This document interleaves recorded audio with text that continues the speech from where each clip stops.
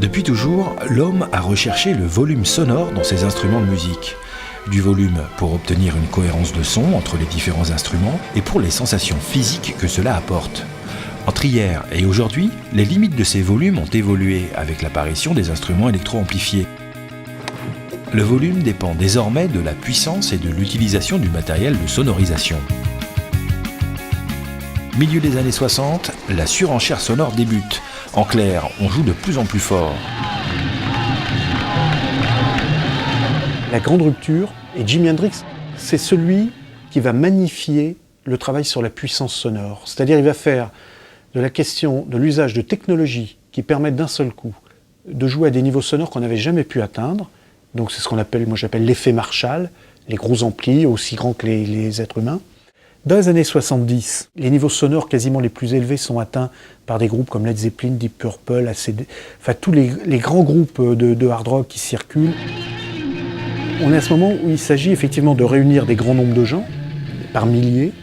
D'un seul coup, les technologies, le savoir humain, les architectes sonores vont fabriquer des enceintes, des types d'enceintes qu'on appelle des châteaux.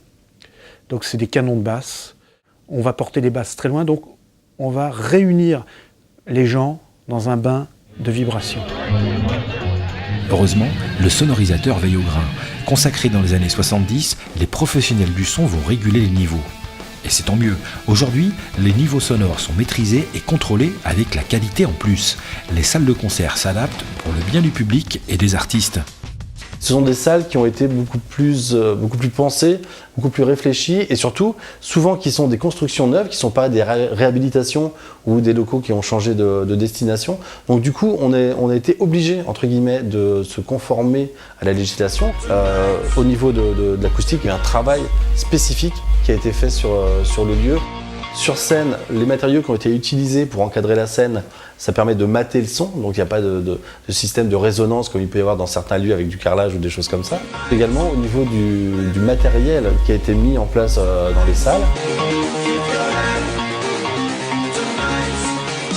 C'est de répartir un peu partout, c'est-à-dire que même si tu es collé à ce que physiquement tu vois ce qu'est une enceinte, les nouvelles enceintes sont faites de manière à ce que ça envoie devant, mais ça envoie aussi derrière. Enfin, le son est réparti, donc même si tu es devant l'enceinte, tu ne prends pas toute la puissance du son.